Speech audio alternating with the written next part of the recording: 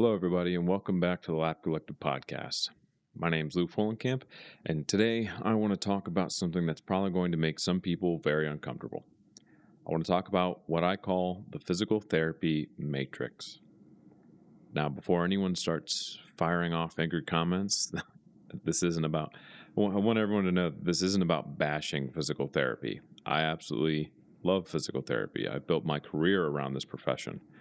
I've spent years investing in clinical education, strength conditioning, teaching, mentoring, and trying to become a better clinician overall. This profession has given me profound opportunities that I never thought I would have otherwise. But I also think there are a lot of therapists walking around frustrated, burned out, and maybe feel trapped. And the worst thing about this is that many of them probably don't realize that they are trapped. And that's what I'm calling the PT matrix. The matrix isn't a clinic. The matrix isn't insurance. It's not even productivity standards. It's a way of thinking. It's a collection of beliefs that slowly get downloaded into your brain over time. We start hearing things like, that's just how healthcare works, or insurance is ruining everything. You'll never make good money as a therapist. If you want to help people, you'll have to sacrifice financially or with family. Burnout is normal. Everyone hates documentation. I mean, that one might be a little true. You can't do anything about it. Over time, these ideas stop sounding like opinions and they sadly start sounding like facts. And eventually they become your reality. I think that most therapists enter our profession with a vision. Maybe they played sports. Maybe they were injured. Maybe they just had a great therapist who changed their life. Maybe they simply wanted a career where they could help people. I mean, I feel like we naturally have an ingrained sense of or a desire to help people. And then all of a sudden reality shows up and we get smacked with student loans, productivity requirements, documentation, stipulations, insurance restrictions, double bookings, management decisions we might not agree with, patients who don't do their home exercise program, and suddenly we're spending more time trying to survive than we're trying to grow. And the problem isn't that these challenges even exist. The problem is that many therapists begin to believe they have no choice. That's where the matrix wins. Because once you believe that you don't have any options, you stop looking for them.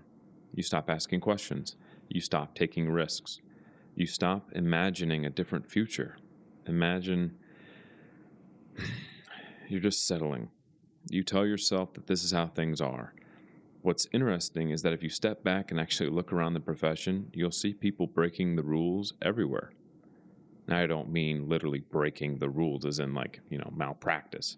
I mean breaking the rules as some therapists are starting their own clinics, some are working in professional sports, some are teaching, some create continuing education pieces, some are building their own businesses, some become consultants, they become content creators, some begin writing books. Some delve into the researching atmosphere. Some want to become a cash pay only practice. Some work part-time only. Some completely reinvent what their careers look like. Yet somehow we still have therapists walking around acting like there's only one path. I mean, think about it. Graduate, get licensed, find a job, see patients, document, repeat for 30 years. That's not a career plan. That's autopilot. One of the biggest shifts in my own thinking happened when I realized nobody was coming to save me. Nobody was going to hand me opportunities. No one was going to build my career for me. Nobody was going to magically create the life that I wanted and sought after.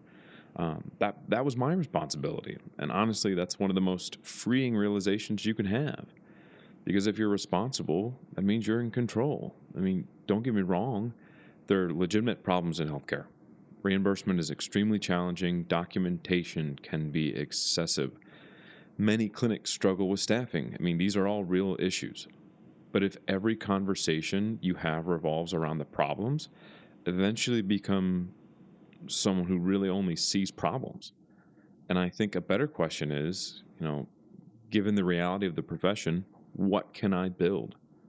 What skills can I develop? What opportunities can I create? What relationships can I cultivate?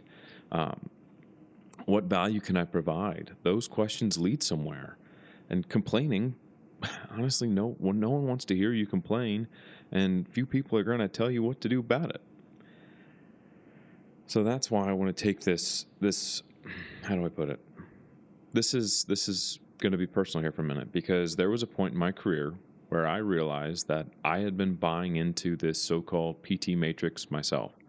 I didn't necessarily hate physical therapy, not because I wanted to leave, but because I had unconsciously accepted the idea that my career was supposed to fit into a very specific box. I mean, I went to school, I got licensed, I began working in outpatient orthopedics, I saw my patients. Um, I thought maybe I'll become a clinic director someday, and then that was it. The funny thing is that nobody explicitly told me that that was my path, but it was the path that I saw the most often and became the path that I kind of found myself following. Then I started noticing something, I think it was more around 2020, where I had time to take a step back, and I realized that every opportunity that excited me was outside of my little clinic box. I mean, I started reinventing myself with strength and conditioning. I was voluntold to begin teaching. Um, I began to find more of a niche practice where I liked working with athletes the most. I like creating content. If you guys have come to see that, I've really fallen in love with the lab. And thank you for everyone who's been supporting, because this has been freeing for me. I absolutely love this. This is my me time, my peace. I began lecturing. I love to speak. I come to find that what used to terrify me is now slowly becoming a strength. The podcasting realm has been it's given me wings. I love to write. I'm actually writing multiple things. I love to mentor my clinicians. I love to mentor my friends. I love to be mentored. I find myself building systems, things that I look into. It's like you begin to see these patterns. And none of these wonderful things were originally on my traditional roadmap of what I deemed as clinical or professional success. Not in my own head, at least. I became more involved with developing a strength conditioning curriculum because I really thought that there was a huge gap between what many therapists learned in school and what athletes actually needed when they were trying to return to performance. That led me to actually pursuing additional education. That led me to learning from coaches. That led me to having conversations with multiple people outside of physical therapy. I'm talking coaches, I'm talking athletes. The opportunities really just started popping up when I began looking. I began helping with more clinical education. I started teaching. I did eventually become a center manager. I'm proud of the fact that my path has become a little bit now more unconventional than what I had initially anticipated, even for myself. And here's this most important part. None of these opportunities appeared because I had some master plan. They appeared because I stopped waiting for permission. I stopped asking for what a physical therapist was supposed to act like or was supposed to do, and I started asking what I was interested in building. It was like a huge mind shift for me. And that's a very different question, because once you start building, the profession becomes much bigger than just your clinic. You start realizing that your license isn't a cage. It's actually just the foundation. It's a starting point. It's the first degree that opens your doors.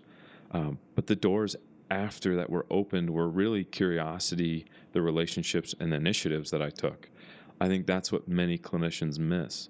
They assume that freedom comes from finding the perfect job, but freedom doesn't really come from the perfect job, because it really comes from the kind of person who creates the opportunities. The more skills you develop, the more valuable you become. The more valuable you become, the more options you have. So options are freedom.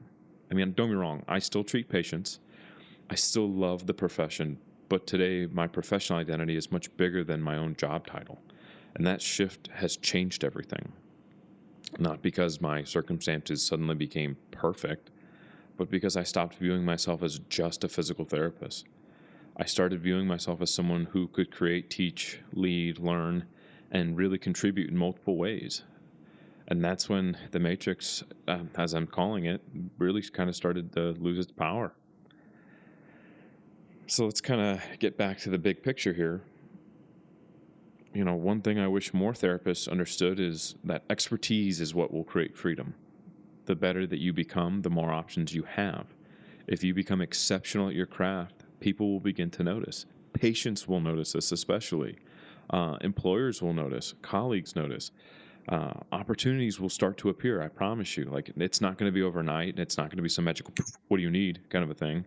But if you're consistent, and sadly, many clinicians will spend years looking for freedom before they've even developed any expertise to truly earn it. I'm not saying that like what I've done came in a year or two. This is multiple years of just constant building. But you got to become really good at something. You can't be average. You can't just be competent. I mean, like, really good. Another area that therapists like will often avoid, I think, which is huge, is financial literacy. Nobody talks about money. We go through school, you accrue debt, and at the end of the day, it's more about preparing you to be the best clinician, but we don't prepare you to be the best human. Money will affect your choices. A therapist who's living paycheck to paycheck has fewer options than a therapist who's actually saving and building. A therapist drowning in debt has fewer options than a therapist with a financial plan. I'm not judging anybody. I'm just saying that's the reality. I'm not saying go out, and become a financial expert. But if you truly want freedom, you need to understand the basics, because financial freedom is what will create professional freedom. Man, the next level is building reputation. This is something that I think many clinicians will underestimate. And your degree is what will initially get you in the room. They get you the first job, that entry-level position. But then your reputation is going to determine how many rooms you're invited to later. And that's why you need to learn to teach, to mentor, to speak, write, create, share ideas, network, help people. Because you never really know what conversation is going to open that door maybe 5 years from now. And there's the highest level of freedom, mental freedom, that it creates. That's where you stop allowing external circumstances to define your identity. You're not a productivity metric. You're not a reimbursement rate. You're not a documentation burden. You're not a job title. You're not the clinic. You're not what everybody sees on your LinkedIn profile. You're a person who has knowledge, skills, and an expertise that creates value. And once you understand that, everything changes, because now you're operating from possibility instead of limitation. And I think that's what breaks you free from the matrix. It's not quitting your job and going from one job to another. It's not opening a business. It's not starting a podcast. Those are just possible outcomes.